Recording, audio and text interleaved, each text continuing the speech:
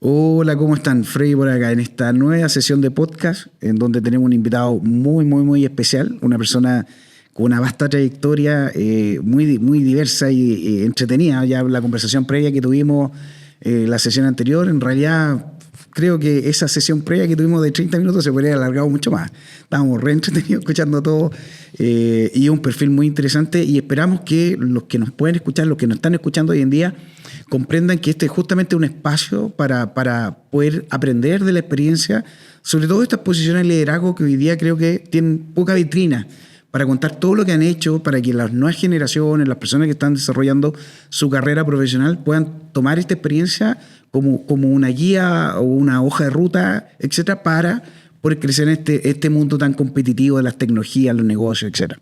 Está con nosotros César Venegas Arayas, él es gerente de desarrollo, ya hoy en día de Empresas con Futuro.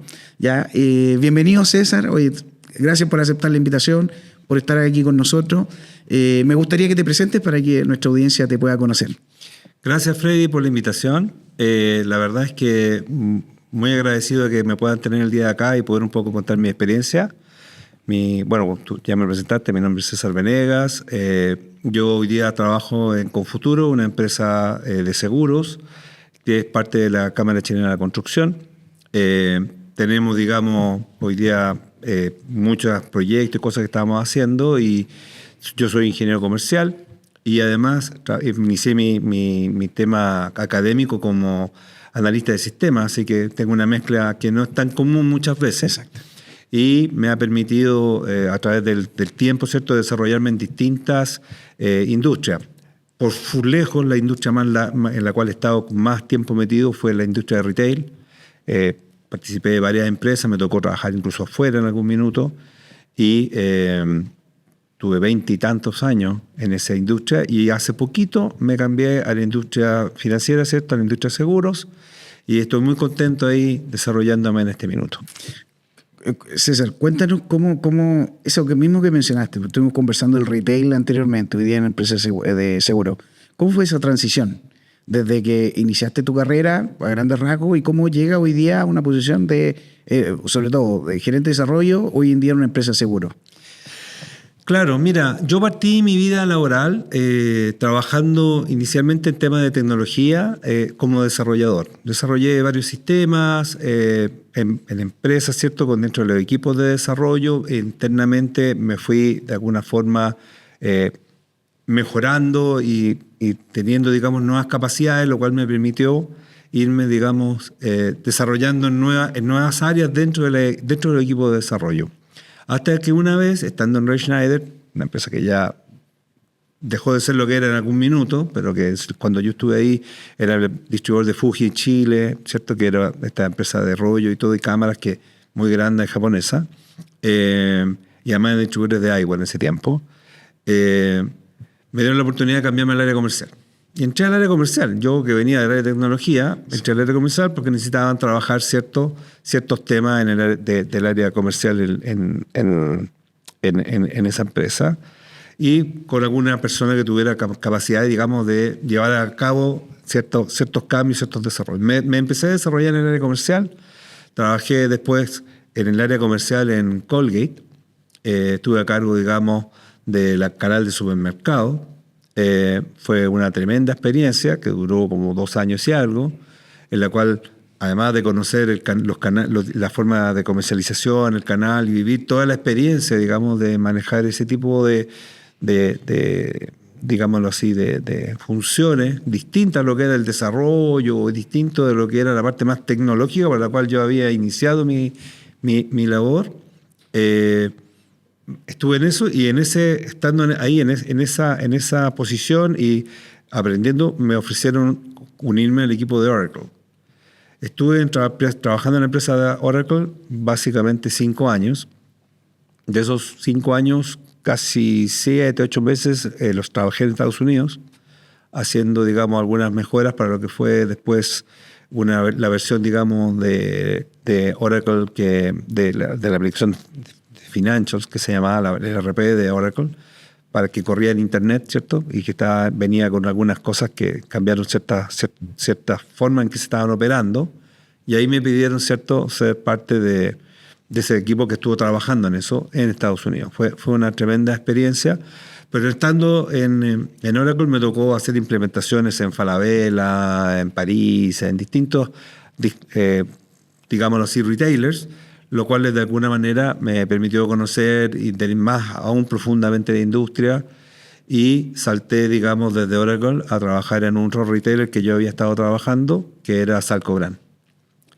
Llegué como subgerente de desarrollo y entré a Salco-Brand a trabajar en lo que era la parte de la implementación de todo lo que era el proceso logístico, que en ese minuto lo tenían en una tecnología muy atrasada. A través de esta forma, ¿cierto?, logramos llevar adelante ese cambio tecnológico que se dio en ese tiempo en Farmacias Salco-Brand. Y estando en ese proceso, se dio la oportunidad, ¿cierto?, de irme a un retailer grande que fue Cencosud.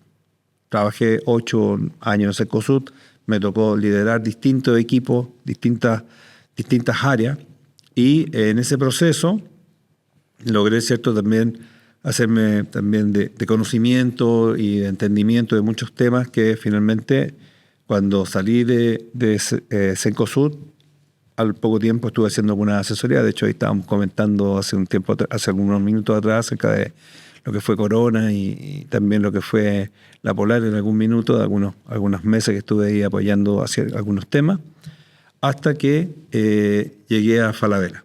En Falabella estuve a cargo del área de supermercado en Chile durante aproximadamente casi 6 años, 7 años. En distintos roles también en algún minuto al final en especial, que empezó a cambiar un poco la estructura de Falabella. Y nada, después de Falabella estuve un tiempo ahora en Adelco, 1 año y medio. Me invitaron a participar de ese proceso que había llegado de la compra, digamos, de una Adelco es de la empresa de los otros Pullman, digamos, del equipo del lado de Jürgen, ¿no?, de Don Horst. Y lo había comprado una buena parte de la inversión, la había comprado un fondo, digamos, brasilero, que se llama IG4, y nada, cuando me invitaron a participar de ese proceso, estuve ahí 1 año y medio trabajando, hasta que empecé a ver algunas otras opciones, y dentro de esas opciones se dio, digamos, saltar al área de seguros, que hoy día estoy en Confuturo. Muy contento. Qué bueno, qué interesante. Este rol yo en la carrera he conocido justamente informáticos que se han transformado en ingenieros comerciales, industriales, y se genera un perfil bien interesante. ¿Nos puedes que lo puedes explicar tú? ¿Cómo ves tú la unión de estas dos especialidades, ¿cierto?, carreras? ¿Cómo te ha potenciado? ¿Cuál es el beneficio de tener esta dualidad en el rol? Mira, para mí ha sido efectivamente un potencial adicional a mi carrera el tener estas visiones y el haber trabajado también, porque hay mucha gente que trabaja como en la parte técnica, digamos, informática, después estudia otras cosas, pero se mantiene en el mismo rol, digamos, laboral, como informático, sí, como lo que sea, ¿cierto? En mi caso, a mí me tocó tomar roles comerciales y roles importantes. Yo tuve a cargo marcas completas, como Olympus. Yo fui el encargado de Olympus en Chile durante 1 año y medio. Y eso me permitió a mí, digámoslo así, entender el contexto de negocio con casos prácticos. Y eso, cuando llega el minuto de unir eso con lo que es la capacidad para entender cómo tecnológicamente puedo llevar ciertas ideas a una realidad funcional, es lo que yo creo que ha sido la mayor potencialidad. Me ayudó mucho en Oracle, me ayudó mucho para explicarle cosas a la gente de Estados Unidos cuando uno tenía que explicarles cosas como la corrección monetaria, que para ellos era chino. Entonces, claro, explicarle de alguna manera me ayudó mucho esta capacidad que ella había adquirido durante ese periodo. Una de las cosas que me pasa cuando conversamos la previa, con menor proporción, digamos, pero a mí también me pasó esa transición de pasar de ser informático a empezar a tocar áreas de negocio, comerciales, en primera instancia, y uno se da cuenta que hay como un espacio ahí que tiene que ver con el saber interpretar y transmitir. ¿cierto? De repente están tan desconectados del mundo tecnológico, del mundo de negocio, no hay un lenguaje en común, de repente son medio enemigos algunas áreas ahí cuando tienen que lidiar con tecnología. ¿Cuál es el mayor aprendizaje que has tenido, digamos, en esta dualidad de rol, pensando justamente en ese espacio de la brecha que hay de comunicación entre ambas áreas, por ejemplo? Primero el entendimiento de lo que está sufriendo o lo que está necesitando el área, digamos, de negocio. Cuando te ha tocado, en mi caso, ¿cierto? Que me tocó estar viendo temas de logística, me ha tocado estar viendo temas comerciales, me ha tocado estar viendo temas de administración, a mí me tocó hacer procesos de fusión y cosas por el estilo dentro de mis distintos roles que me he tocado no siendo informático. Y cuando tienes ese bagaje y te toca entender lo que te están preguntando, lo que está planteando un área de soporte o una área de negocio, se te hace bastante más simple entenderlo y transmitirles a ellos también de manera simple cuál sería la solución que tú estás de alguna manera pensando que es la que más va a aplicar al problema que están teniendo. Sí. Puedes tratar también de traducir de alguna manera los lenguajes y los más técnicos o más, de alguna forma, complicados de digerir en algo que para ellos sea más simple de entender. Pero que eso es un poco lo que más te permite tener esta dualidad, porque tienes conocimiento tanto del contexto, digamos, financiero-contable, si lo quieres llamar así, como de la parte técnica. Muchas veces me pasa con el equipo técnico, que cuando les digo, ya, pero ¿qué pasa con esto? Y dicen, no tengo idea. Pero oye, es que es necesario esto. Chute, ¿cómo se hace? Y él empieza a explicar, sí. Y para que ellos de alguna forma entiendan, ¿cierto?, de que no es solamente que va a una cuenta contable con un centro de costo y un número, sino que qué es lo que pasa detrás de eso, Exacto. cuál es el concepto, qué es lo que significa, cómo pega el que vaya al centro de costo A o al centro de costo B hacia lo que pasa para el resto de la compañía hasta llegar al estado de resultados. Eso que mencionas, para mi interpretación, es el rol de un líder. Digamos, el liderazgo, ¿cierto? Que ciertas posiciones tienen que dar lo que se espera muchas veces en los equipos de trabajo de un líder, digamos. ¿Cuál es la diferencia que tú notas, tomando justamente el ejercicio de tu trayectoria, lo que mencionas de los proyectos que te ha tocado, que ya por sí, por el título, dices, ya son proyectos complejos, de largo aliento? ¿Cuáles son las características principales que, por ejemplo, te definen a ti como un líder, ya versus una jefatura, como decías tú, esperando que las personas en cierta manera se autolideren, pero en realidad cuando uno toma un liderazgo en cierta manera es un facilitador también para los equipos de trabajo? ¿Cómo lo ves tú eso? Yo lo tomo un poco como tú me lo estás planteando. Efectivamente, para mí la labor de uno, ¿cierto?, es facilitar a tu equipo que tenga toda la herramienta y todas las definiciones necesarias para poder hacer lo que se espera de que ellos logren en un proyecto o lo que sea. Y además preocuparte de la persona como persona. A veces, en especial en esta área, uno pierde la sensación o el entendimiento que uno está trabajando con gente, con personas, no está trabajando con recursos, ¿cierto? Y muchas veces armamos nuestras cartas GAN y creemos que la gente va a ser capaz de extrapolarse de su sensación, de cómo se sienten, del problema que tuvieron el día de ayer. Ese tipo de cosas son las que uno tiene que ir día a día manejando y de alguna forma teniendo en cuenta para poder hacer que todo camine de la forma que tú necesitas para que se logren los objetivos que tienes planteados. No se logra de un día para otro, es parte de cómo se forma un equipo. El equipo también, el líder del equipo no se sienta en una silla y mira hacia abajo o hacia el lado como está el resto, sino que está junto ahí con el equipo buscando y llevando adelante las distintas iniciativas. Yo creo que eso es lo más relevante para mí, que el equipo te vea a ti, que estás ahí con ellos, que tú eres uno más que está apoyando y que está de alguna forma buscando de resolver problemas para que todos puedan caminar en el mismo sentido. Algunos libros, por ejemplo, hablan de esto como hay que saber escuchar, hay que estar cerca de las personas, conocer la historia de cada uno de ellos, identificar su individualidad para poder liderar. Pero pasa muchas veces también cuando uno lidera equipos de trabajo, tiene que tomar decisiones difíciles. Entonces, ¿cómo tú puedes conjugar, pensando en los mismos proyectos, la presión que hay, la expectativa, ¿cierto?, sobre todo en estas posiciones de liderazgo, cómo tú manejas esa cercanía que uno que tiene que tener, pero también a la vez la capacidad de poder tomar decisiones que de repente son difíciles. O sea, la cercanía siempre la tengo, ¿ah? Incluso cuando hay que tomar decisiones difíciles.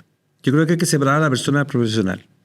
Hay personas que son espectaculares, muy buenas personas. O sea, de hecho, gente con la cual al día de hoy, con la cual tuve que tomar alguna vez decisiones difíciles, que seguimos siendo amigos, de alguna manera, o conocidos, o que seguimos en contacto.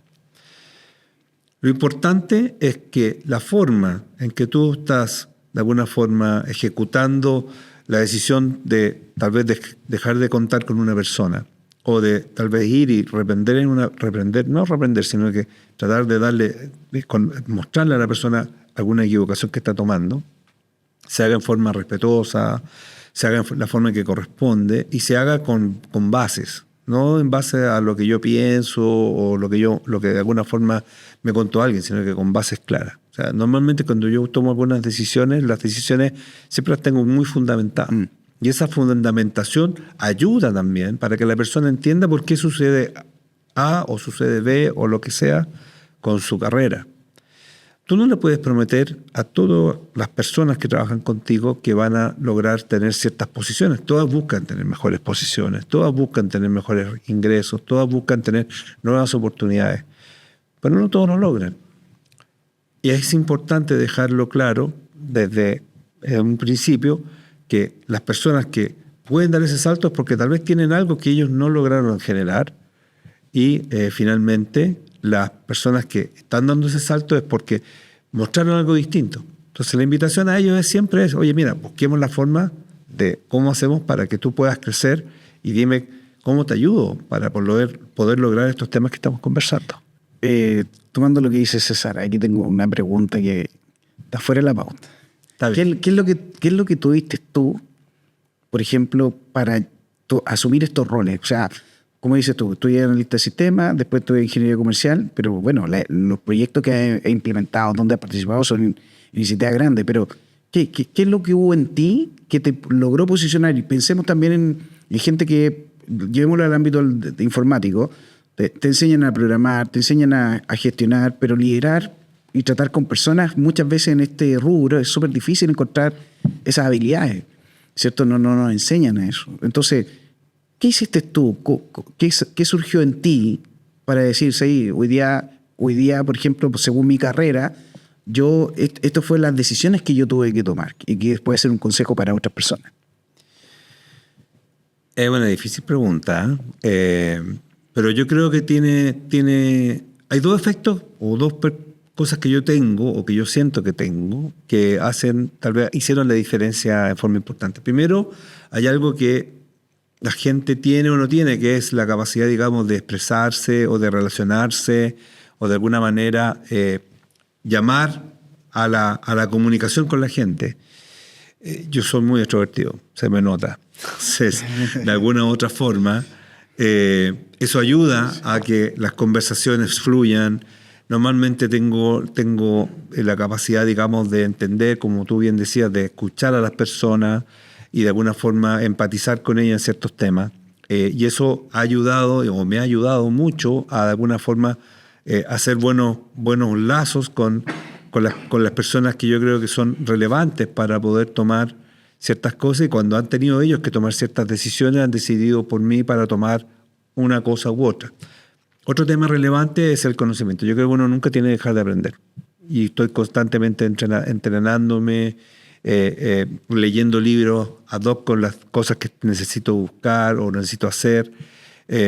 Soy una persona inquieta. De hecho, una de las cosas con las cuales yo creo las dos empresas en las cuales más tiempo he estado tienen en común es que son empresas en las cuales me tocó hacer distintos roles. Entonces eso me mantenía incentivado constantemente a estar buscando nuevas cosas, a estar viendo nuevos problemas y tomar decisiones, digamos, sobre temas que a veces no conocías mucho, pero tenías que entrar, digamos, y tenías que jugar el partido.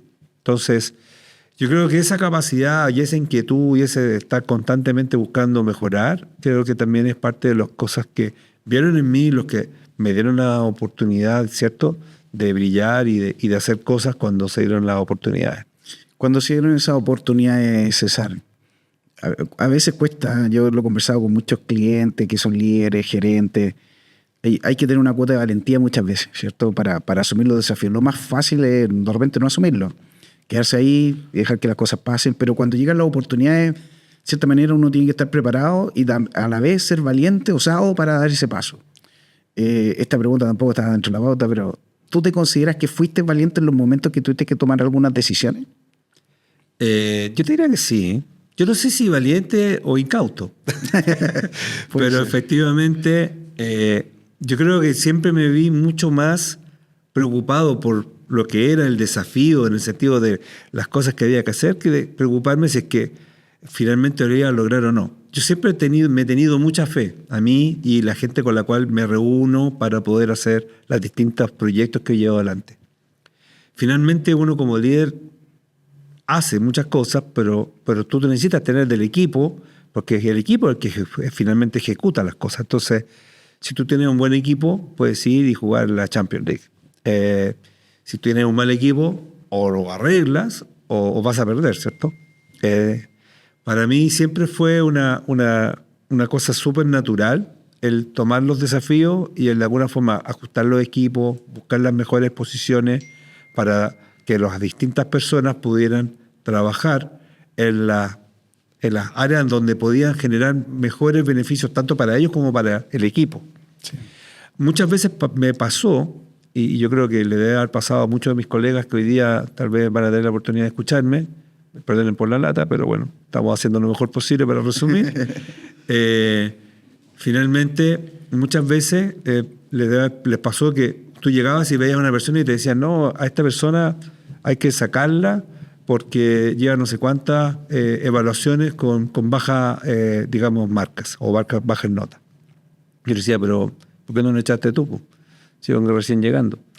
Y la respuesta de ellos decía, bueno, lo que pasa es que bueno, yo lo voy a evaluar y te contaré.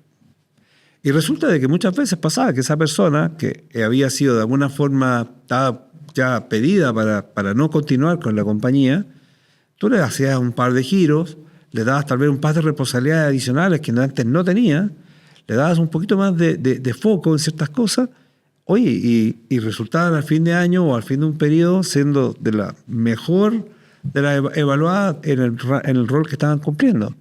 Finalmente, esa es la diferencia, creo yo, relevante de un líder a otro, el sacar lo mejor de cada persona que está en el equipo. César, me robaste las palabras. Yo dentro del equipo que yo manejo, la empresa, siempre lo he comentado, trato de darlo el ejemplo simple. Yo soy como entrenador de fútbol. Lo que tengo que ver es dónde colocar a los jugadores para que rindan mejor. Puedo tratar de cambiar donde no a lo mejor funcionan. Y nos vamos a desgastar mucho en cambiar eso. Pero si logramos potenciar justamente en los equipos lo bueno que tienen y llevarlo a otro nivel, muchas veces ahí, justamente como decía César, encontramos la otra versión de la persona, porque eso es lo que nadie miró, es potenciar realmente lo bueno que son. Tomando esto y bueno, en esta industria que estamos nosotros, bueno, total, lo seguro, pero yo hablo de los sistemas, la tecnología, todo esto que avanza, todos los días hay algo nuevo, estamos bombardeados, nos vemos obligados, ¿cierto?, a aprender, estar ahí a la vanguardia de los temas. ¿Cómo ves todo lo que está pasando hoy en día? ¿Cómo ves esto de la inteligencia artificial?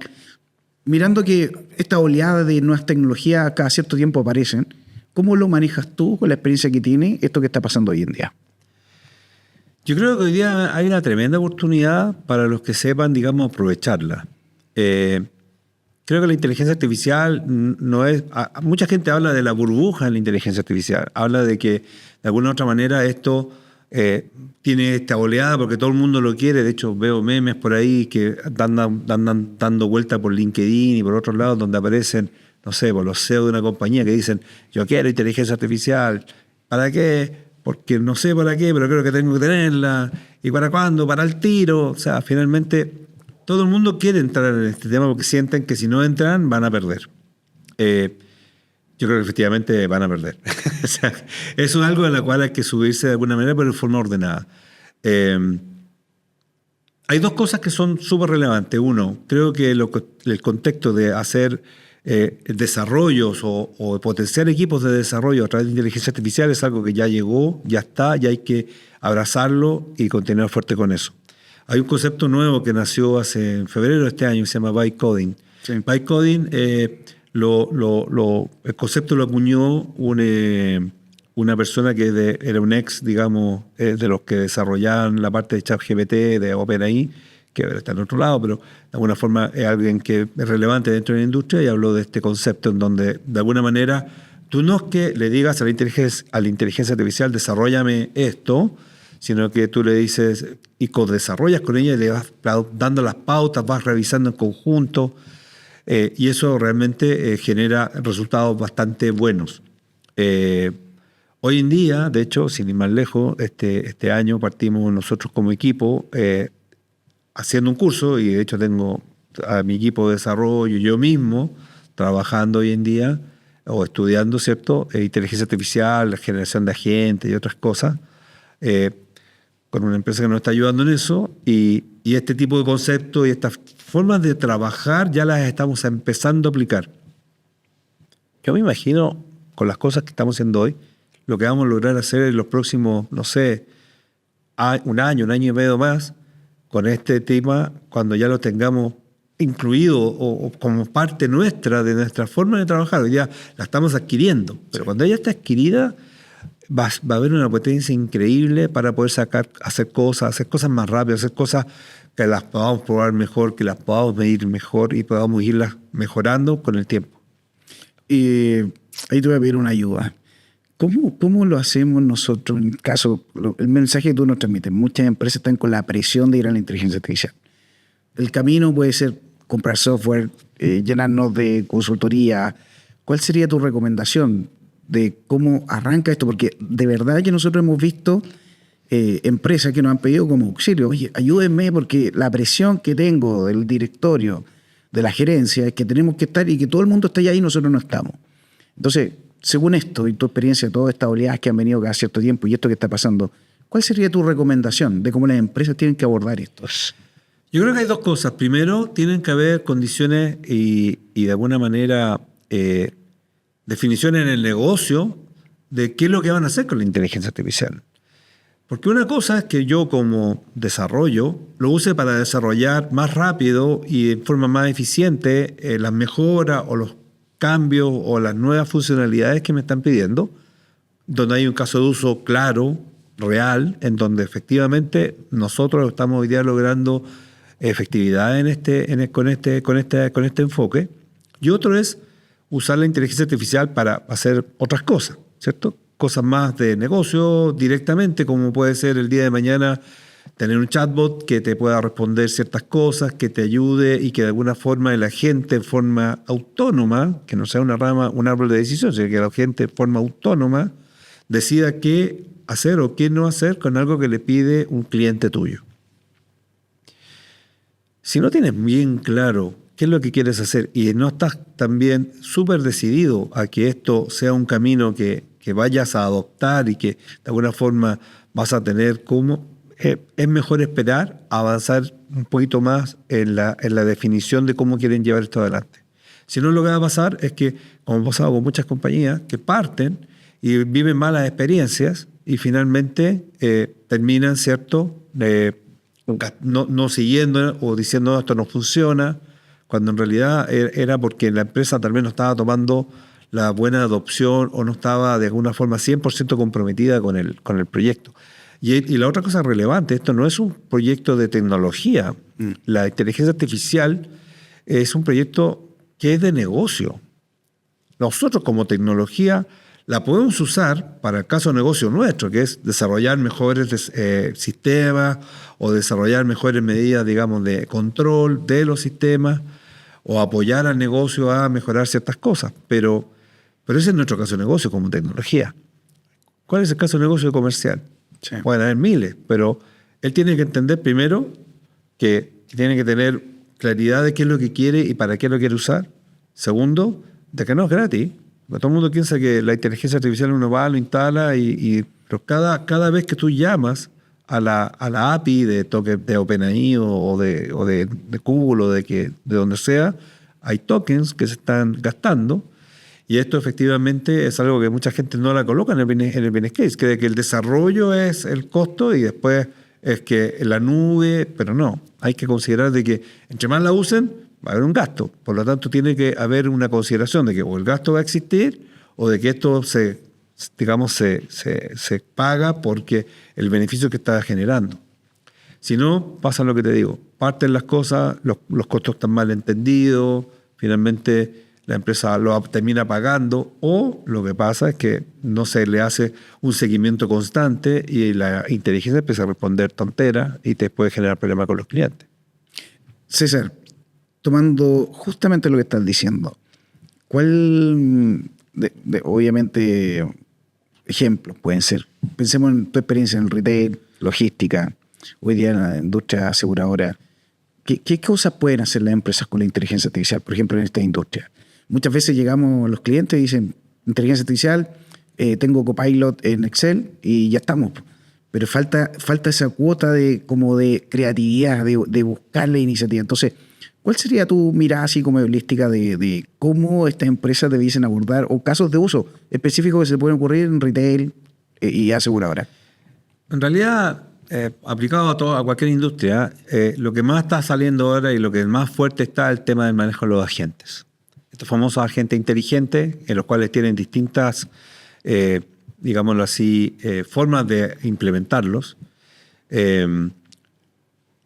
Eso son herramientas que te permiten resolver múltiples problemas distintos. Cualquier función en la cual tú veas que hay algo que es automatizable, los antiguos RPA, hoy día con este tipo de tecnología es mucho más simple de automatizar y es mucho más flexible. ¿Cuáles diría yo que son algunos casos de uso típicos? No sé, validación de documentos. Oye, mira, ingreso, se escanea el documento y se hace un OCR. Pero este documento, bueno, ahora con la inteligencia artificial tú podrías de alguna forma identificar mejor el documento o de alguna forma tomar ciertas decisiones. Oye, si el documento viene de tal forma, entonces darle vuelta para acá, darle vuelta para allá para simplificar o para asegurar que se pueda escanear bien. Todo el tema, digamos, de validación de temas de que hayan escalamientos internos cuando hay algún problema con algún cliente. Ejemplo, no sé, llama un cliente y el cliente dice, mira, tengo este problema de un crédito que pedí, no me lo han cursado. Entonces, hoy día tenemos call center para eso, ¿cierto? Eso podría 100% generarse como un asistente de inteligencia artificial que de alguna forma entienda la problemática del cliente y pueda determinar qué workflow es el que tiene que activar o a quién tiene que derivar, o tal vez derivarle a otro agente también de inteligencia artificial que haga algo. Nosotros estamos empezando a hacer algunos ejemplos de eso. La verdad es que funciona bien cuando tienes ciertas tareas más simples. Yo creo que hay muchas tareas que hoy día hacen ciertas áreas y ciertas personas dentro de estas áreas que son completamente automatizables y solamente no se han automatizado porque la persona tiene que tomar ciertas decisiones con respecto a qué hago con esto, qué hago con esto. Si tú sabes cuáles son las decisiones que puede llegar a tomar una persona, esas las puedes llevar a un agente sin ningún problema y así darle más celeridad al proceso.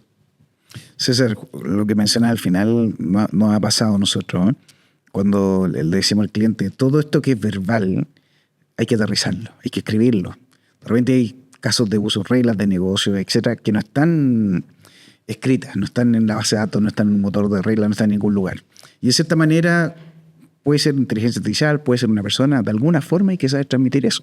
Si no, ocurre lo que mencionas todo de estos delirios, de no sé la inteligencia artificial, no sé cómo decidir porque nadie me lo explicó al final del día. Claro. El prompting es la nueva técnica, digamos, para poder hacer ese tipo de cosas. Hay algunas cosas que están saliendo por ahí que dicen que a futuro, de aquí, no sé, a 2 o 3 años más, el tema del prompt ya tampoco va a ser tan importante, porque el prompt es para darle contexto, ¿cierto?, a esta inteligencia para que sea capaz de tomar buenas decisiones, explicarle bien desde dónde tiene que sacar los datos, qué datos no debe tomar, en especial qué datos no debe tomar para que tome ciertas decisiones. Se está planteando, ¿cierto?, que en los nuevos modelos que vienen por delante, este tema de contexto va a ser inherente, por lo tanto, prompting va a ser mucho más simple de realizar, o tal vez ni siquiera necesario, va a poder plantearle quiero que hagas esto y él va a tomar muchas decisiones de manera ordenada y preguntará, oye, ¿y esto? ¿Necesita esto otro? Cosa que hoy día uno tiene que ser muy declarativo. Hay una herramienta que estamos usando que se llama Cursor. Cursor, una de las cosas que tiene es el manejo de reglas. Tú defines ciertas reglas cuando vas a construir algo y en efectivo esas reglas te ayudan para que de alguna forma el sistema Cursor, ¿cierto?, le envíe, cuando manda la inteligencia artificial estas peticiones, le agregan estas reglas, que son justamente esto. Oye, ¿de dónde tomas esto? ¿Qué es lo que no tienes que tomar? ¿Cómo lo debes tomar? ¿Cuál es la forma en que debes tratar ciertos temas? Y esas reglas están todas descritas en un decálogo que queda incorporado y es parte de lo que de alguna manera está enviando cada vez que se está haciendo una consulta con respecto a un proyecto específico. César, y respecto a la inteligencia artificial, ¿le debemos tener miedo? ¿Hay que prepararse? ¿Ya está? Pensemos sobre todo en las posiciones de liderazgo. Si bien nosotros estamos en el mundo tecnológico y esto es del día a día nuestro, nos damos cuenta que cuando abrimos una puerta vamos a otra área, es distinto, ya no se conversa lo mismo. Hay un desconocimiento. ¿Cómo las posiciones de liderazgo, cómo la gente debiese poder abordar esto que está pasando con la inteligencia artificial? Yo creo que hay que abrazar el cambio, ¿no? O sea, bueno, siempre lo hemos dicho, el cambio hemos tenido durante siempre, o sea, lo único que es constante es el cambio. Y en ese contexto, la inteligencia artificial es algo que ya está, absolutamente ya está. Hoy día la usamos en nuestros celulares, en todo el día a día nuestro ya está de alguna manera con inteligencia artificial incorporada. Por lo tanto, negarlo es imposible. Hay que abrazar el cambio, hay que ver la manera en que tú vas a usarla para que, en tu beneficio, para que la compañía, ¿cierto?, donde tú trabajas o tu día a día de tu casa, esto sea un beneficio para ti. No se trata también de usar inteligencia artificial por usarla. Mucha gente dice, no, es que hay que usar esto. ¿Para qué? ¿Cierto? Muchas veces nos enredamos más de la cuenta tratando de usar la tecnología cuando en realidad es más simple hacer otra cosa, más rápido, ¿cierto? Hay que evitar, ¿cierto?, el tratar de sobrevender o sobre exigir, ¿cierto?, la inteligencia artificial de cara a buscar de alguna forma mostrar que estás usando ciertas cosas. Yo creo que lo relevante es que los casos de uso sean válidos, sean correctos, y cuando te equivocas, que te vas a equivocar, lo cambias rápidamente.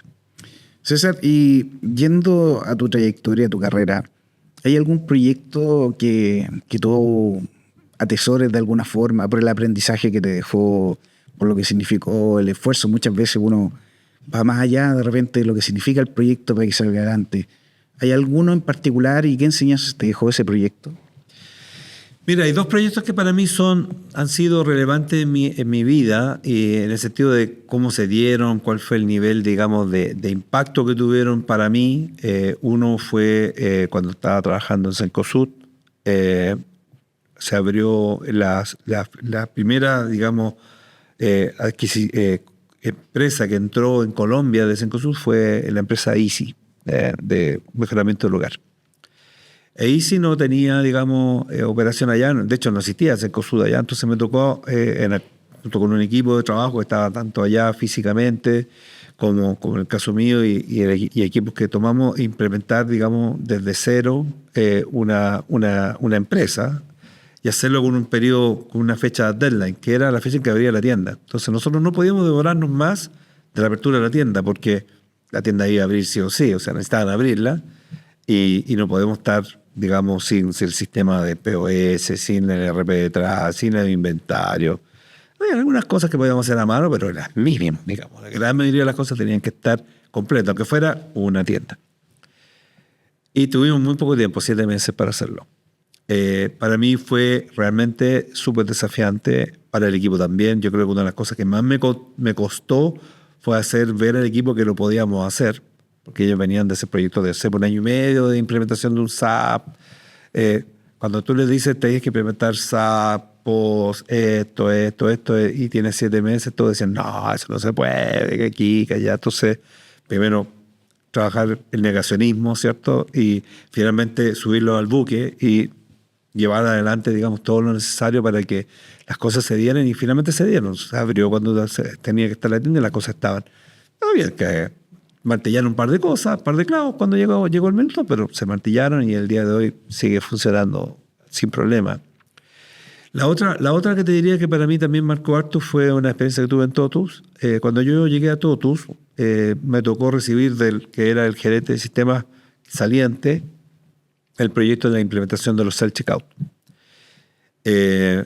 Para mí ese fue un proyecto muy lindo, no solamente por todos los beneficios que nos trajo, sino porque hubo mucha conexión entre el área técnica y el área de operaciones de supermercado, que eran los que sponsoreaban este proyecto, porque de alguna forma tuvimos que buscar juntos cuáles eran las métricas, cómo íbamos a manejar las cosas. Fuimos ajustando y trabajamos muy de la mano. Yo creo que eso fue uno de los proyectos en los cuales casi no había distinción entre TI y operaciones de negocio. Éramos el mismo equipo para llevar adelante esa iniciativa. Salió muy bien. De hecho, fuimos la primera cadena de supermercados que todo Chile tenía la experiencia de hacer checkout en todos sus locales.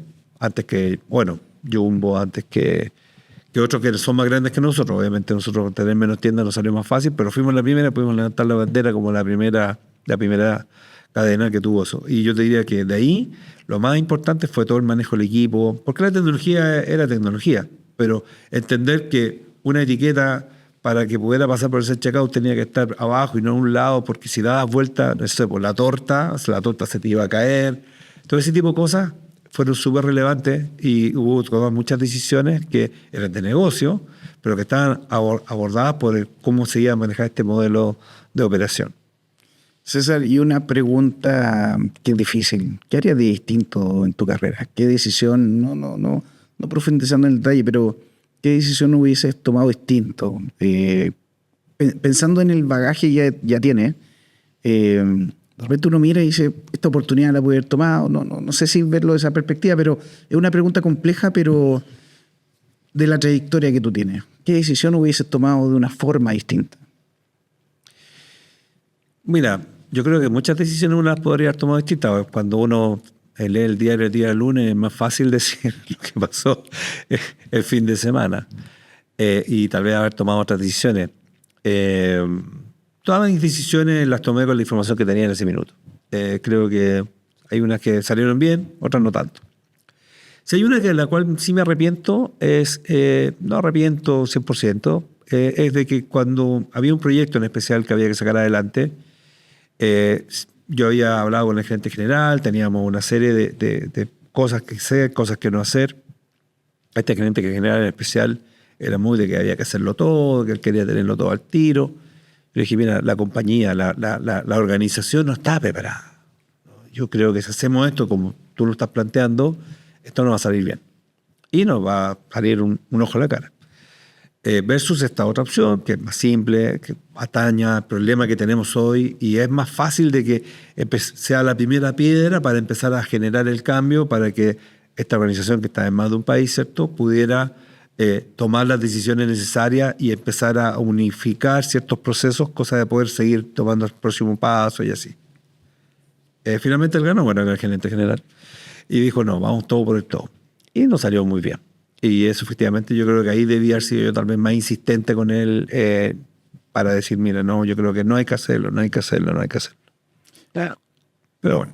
Te agradezco ahí la sinceridad. La sinceridad, sí. De repente son preguntas difíciles. Uno en el camino, como dices tú, de repente hay decisiones que tomar que uno no toma o por seguir, digamos, la instrucción o a todo, de repente son difíciles de tomar y bueno, para todo es una enseñanza al final del día. De repente que a lo mejor alguien justamente ahora dice, ¿sabes qué? Yo también tengo duda en esta decisión, me voy a plantear firme y decir, ¿sabes qué? No es una buena decisión. Yo creo que es relevante a veces no rendirse y tal vez ser más insistente, que tal vez no quise insistir más. También el proyecto, el todo por el todo era muy interesante, entonces también estaba por mi lado mi ganas de hacer proyectos grandes, cuando en vez de una cosa más chica. Pero creo que fue un error la decisión que se tomó, pero bueno, ya está, como dicen por ahí, ¿cierto? Ahora hay que seguir haciendo pan, como dicen por ahí. César, ¿qué recomendación en base a tu experiencia en las carreras, qué recomendación le dices a los jóvenes hoy en día? Hoy día en la mañana conversaba con alguien que me decía de Ñuble, estaba hablando con una persona de Ñuble, de una empresa allá, y me decía, mira, tenemos un problema, ¿cuál? Que las generaciones más antiguas están un poquito desactualizadas en algunas cosas, pero lo que más le sorprendía, decía, las generaciones nuevas es como que tienen otra forma de ver las cosas. Dicen, no quieren trabajar, están como tanta información como que los noto medio desorientados. Nos contaba en la región de Ñuble. ¿Qué recomendación tú le haces a los jóvenes hoy en día? O alguien que está arrancando en el mundo profesional, los sistemas, comercial. ¿Qué recomendación le podrías dar a ellos? Yo creo que dos cosas. Uno, que salieron de los que salieron de la universidad, del instituto, donde sea que hayan estudiado, que el estudio no terminó. Sí. Continúa toda la vida. Sí. Entonces, no piensen que terminó. En especial en tecnología, todos los años hay cosas nuevas, hay tendencias nuevas. Hay que estar constantemente leyendo, manteniéndose al día. No basta con simplemente trabajar tus 8 horas o 10 horas o lo que sea que estés trabajando, sino que además tienes que gestionar tu tiempo de tal manera de darte cierta cantidad de espacio para mantenerte al día, hasta hacer pequeños entrenamientos. Conocer gente, yo creo que también es súper relevante. El hecho de que tu carrera vaya en una dirección o en otra, muchas veces va a depender de la gente con la cual te estás relacionando. Entonces tienes que darte el espacio de conocer gente que ojalá no sea de tu círculo, para de alguna manera ampliar tus redes y al día de mañana poder aspirar a mejores cosas. Y lo más importante, yo creo que tiene que ver con el hecho de la accountability, el hecho de que si ellos toman una decisión o toman un proyecto o lo que sea, lo lleven hasta el final. O sea, muchas veces ya me ha tocado ver gente joven que dice, no, esto es muy complicado, solo es muy complicado, y empiezan como a botar la toalla a mitad de camino. Gracias a Dios en el equipo actual no me pasa eso, tengo puros guerreros, como digo yo. Así que nada, pero me ha tocado algunas veces y eso ha sido muy complicado porque finalmente esa persona o ese grupo de personas termina echando abajo tal vez un equipo completo y es necesario, digamos, tomar decisiones cuando a veces quiere solamente que hagan bien su trabajo. Ocupaste una palabra que yo uso también, que guerrero. Yo siempre digo, mi equipo somos todos guerreros. Sí. Es importante, yo me siento respaldado por mi equipo muchas veces cuando enfrentamos desafíos. Al final, como dices tú, los que van a hacer las cosas son ellos y tienen que creer en lo que tú dijiste, pero también hay una cuota de aventurarse, de asumir el riesgo como parte de. Sí, yo creo que sí, efectivamente. Ninguna decisión es 100% segura. Exacto. Cualquier decisión que tú estés tomando en relación a tomar un nuevo cargo, un nuevo rol, o simplemente tomar cierta forma para desarrollar cierto tema, puede generar cierto riesgo y ninguna, pero uno tiene que a veces tomar riesgos. Si la vida segura exacta no es muy fome. Exacto. Tenemos que ser capaces, ¿cierto?, de desafiarnos y de buscar cosas nuevas. Si no estamos desafiándonos, vamos a empezar a quedar atrás y finalmente vamos a ser nosotros los perjudicados. César, una persona dentro de tu trayectoria profesional, universitaria también, que te haya marcado, que tú hayas dicho de él aprendí muchas cosas, no solamente técnicas, a lo mejor de liderazgo.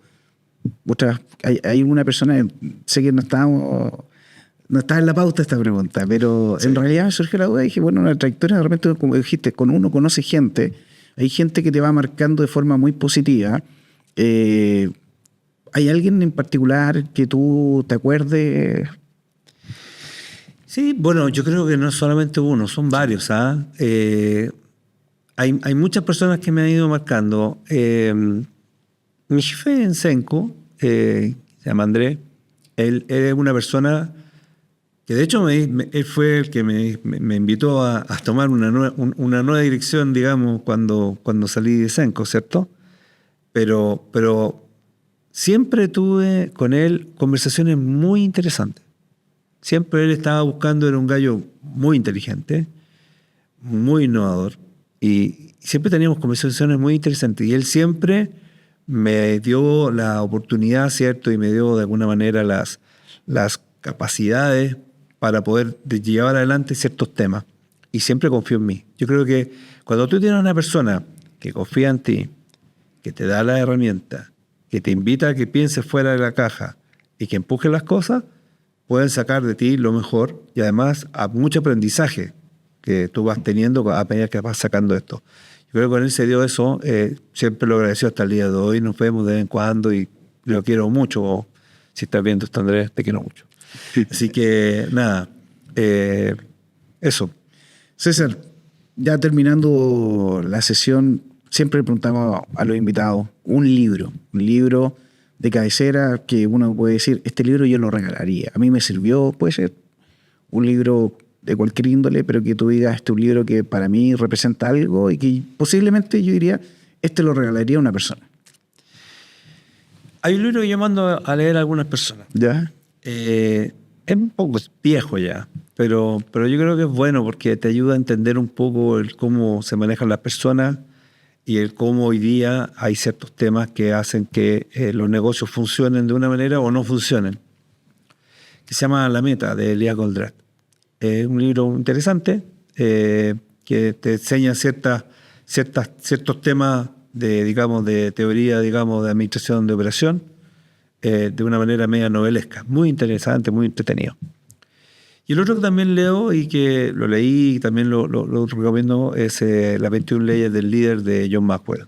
Yo creo que es un buen libro, simple, fácil de leer y que te reafirma las cosas y a veces te abre ciertos temas que tal vez no habías pensado.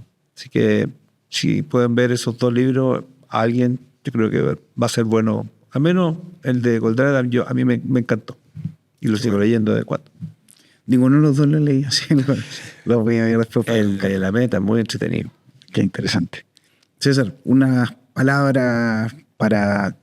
Esta es la pregunta más difícil de todo, o el espacio más difícil, porque siempre digo unas palabras para la audiencia, para los que te ven. Pensemos que la diversidad de personas que pueden ver, hay unos videos que han tenido muchas, miles de visualizaciones. Y es sorprendente, a mí me ha pasado que de repente me han dado feedback, personas que conozco de forma directa o indirecta, que me han dicho, oye, vi lo que tú hiciste, vi un video de lo que subiste, y de repente uno le toma el peso y de repente unas cositas pequeñas pueden ser de utilidad a algunas personas o quedar muy... como tomarlos de una forma tan positiva, de repente una frase que uno puede decir. ¿Qué podrías decirle tú a la audiencia? Es una pregunta muy amplia, pero ¿qué te gustaría decirle, digamos, a las nuevas generaciones con todo esto que está pasando en la tecnología o referente a ¿cómo se llama? ¿Cómo se ha desarrollado tu carrera? Es una invitación a una reflexión final. Una invitación a una reflexión final, sí. No estaba en la pauta, si no la habría estudiado. Pero efectivamente, a ver, ¿qué podría decirles? Primero que nada, que no le tengan miedo a los cambios. Yo creo que es súper relevante entender que esto de la inteligencia artificial el día de mañana va a ser distinto, va a evolucionar y tenemos que ser capaces, ¿cierto?, de ir con los tiempos e irnos ajustando. A veces no es tan fácil, pero finalmente es necesario. No hay nada más que hacer. Mantenerse estudiando siempre. Yo creo que eso es súper relevante. Es estar motivado, que te guste lo que hagas, digamos. Y si no te gusta, busca otra cosa. Porque si no, créeme que levantarse todos los días a hacer algo que no te gusta es terrible. Y lo más importante para mí, el querer hacer lo que estás haciendo de la mejor manera posible. O sea, no hacer las cosas a medias, no hacer las cosas porque hay que hacerlas, sino que, oye, es querer el trabajo que uno hace. Yo creo que eso es una de las cosas que hace una gran diferencia entre una persona que trabaja y una persona que está logrando cosas. Hay personas que simplemente hacen lo del día a día y, no sé, tengo que hacer esto, voy, lo hago, listo. Y otras que realmente dicen, ¿cómo lo hago mejor? Y es ese el que hace ese clic, esa diferencia que empieza a notarse y que uno dice, chuta, esta persona tiene potencial. Cuando tú ves ese tipo de personas, tú dices, esa persona tiene potencial. Yo creo que si las personas que el día de mañana puedan ver este video están haciendo ese tema, créanme, en algún minuto se va a notar y le van a pasar cosas buenas. Gracias, César. Oye, esas palabras me gustaron mucho. Efectivamente cuesta, pero uno logra encontrar muchas veces el espacio donde termina por amar lo que uno hace. ¿Tú amas lo que haces? Me encanta. Si no, me estaría vuelto loco, porque efectivamente es un tema que es muy demandante. tienes tú que responderle a muchas personas, desde los usuarios que te están pidiendo cosas, la gerencia, los distintos comités en los cuales uno participa, y finalmente, lo más relevante, a tu equipo, ¿cierto? Sí. Entonces, es súper demandante, pero me encanta. Y cada día que veo cómo el equipo va creciendo, cómo se va madurando, para mí también es una satisfacción personal súper importante. Me cuesta cerrar siempre siempre se me ocurre una pregunta nueva, pero porque quiero saber del otro lado. Yo creo que este mundo de la informática está hecho para servir. Yo en mi caso he sentido la gratificación de sentirme útil ayudando, sirviendo a otros, con las herramientas que tenemos, digamos, con todo esto. ¿Tú sientes que la carrera está enfocada en eso, digamos, en el servir, en el crear para ayudar? Pensando justamente lo que decías tú de la felicidad, al final, ¿para qué hacemos lo que hacemos? Lo que hablabas tú, ¿para qué hacemos lo que hacemos? ¿Cuál es el objetivo final? Más allá de construir software, una plataforma, etcétera. Yo creo que efectivamente parte importante es el servir, ¿cierto? El hacer cosas para que los demás estén funcionando y funcionen bien. Pero yo creo que también uno tiene que tener cierta cuota de ganas de hacer un cambio. Hacer algo que realmente genere algo distinto, ¿cierto? No es hacer software por hacerlo y hacer software para responderle un requerimiento a alguien que me dijo necesito esto. Yo creo que es tratar de dar ese segundo paso para decir, mira, vamos a hacer eso, más esto más, porque creo que esto más va a lograr esto, va a lograr esto otro, generar ciertos propósitos adicionales a las cosas que uno va haciendo. Para mí eso es súper relevante, o sea, tratar de siempre mejorar un poquito más lo que tú estás esperando o lo que están esperando que tú entregues. Básicamente porque así de alguna manera te estás desafiando constantemente, como te comento. Yo creo que para mí es súper relevante que la persona que está feliz por lo que está haciendo, al menos en mi caso, ¿cierto? Es porque me siento desafiado con las cosas que estoy haciendo. Tratar de hacer siempre algo que me lo pidieron y entregarlo es hacer sin dar el extra milla, ¿cierto? Exacto. Para mí eso es súper relevante. Pero sí, nosotros servimos a distintas comunidades. Ahora, hay gente que está en esta industria haciendo cambios relevantes y que cambian a la gente, cambian a la forma en que nosotros vivimos. No sé si conocen el concepto de lo que ha significado para las que son la definición de las proteínas, la inteligencia artificial. Los últimos, hasta el año 2018, se habían descubierto cerca de 180.000 proteínas, las formas 3D que tienen. Después de por una cosa que nadie entendió, o sí se entendió, pero les voy a contar un poco la historia rápidamente. El año 2020 teníamos 100 millones de entendimientos. Y esto fue un poco por la inteligencia artificial. Pero esto nació porque en 2018 un investigador que estaba metido en esto y que había un concurso en el cual subían distintos modelos y los modelos no lograban llegar al 90% que se necesitaba, decidió no dejarle toda la inteligencia artificial. E hizo un juego para que la gente tratara de hacer esto. Logró avance. Y base a ese juego, le enseñaron a la inteligencia artificial a buscar con ese tipo de filosofía las mejores formas de identificar o de alguna forma entender cómo se construía una proteína. Hoy en día eso ya se logró gracias a esta metodología. Y esas personas que estaban haciendo eso eran gente que en realidad lo estaban haciendo porque querían hacer un cambio distinto. No era solamente trabajar por trabajar. Yo creo que eso son las cosas relevantes. En mi caso, al igual que pasa con acá el día de mañana, un poco que estoy compartiendo mi experiencia, también no trabajo, sino que soy tutor en el ESE del programa Microempresarios. Y a mí me toca, ¿cierto?, tutorear a distintas compañías. Ahora tengo una compañía muy interesante porque es una cervecera, así que es entretenida, que se llama Cawin, Cervezas Cawin. Y con ellos, de alguna u otra forma, también estoy dando mi granito adicional, apoyándolos a poder ser mejores y poder generar mejores negocios. Bueno, César, muchas gracias por tu participación, todo muy interesante. Creo que podríamos seguir hablando un buen rato, en realidad como que iban surgiendo más preguntas, cosas que querés saber de ti y tu trayectoria. Pero te agradezco el tiempo, la disposición, el querer participar, el querer contar esto. Como hemos conversado, hay un espacio que hoy día no está cubierto justamente en estas posiciones de liderazgo, de repente querer escuchar, independiente de la industria, independiente de la empresa, digamos, historias, experiencias, enseñanzas que pueden ayudar a otros. Así que te agradezco la participación y feliz de ¿cómo se llama?, de que hayas podido estar con nosotros. Muchas gracias, Freddy. Gracias por la invitación nuevamente. Creo que ha sido también un minuto muy entretenido.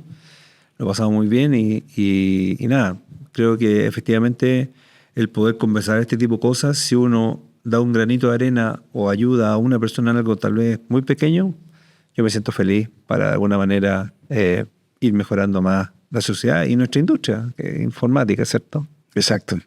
Bueno, vamos a tener un receso post 18. Vamos a estar apareciendo después del 18 con nuevos invitados. Ahí tenemos ya agendado casi todo el año de esto que partió como una iniciativa muy particular. Hoy día ya es como parte de lo que nos gusta hacer. Y bueno, y la gente, en la medida que también va conociendo historias, se ha querido sumar también a participar en esta iniciativa. Así que muchas gracias a todos. Nos estamos viendo, amigos. Que estén muy bien. Chao, chao. Chao.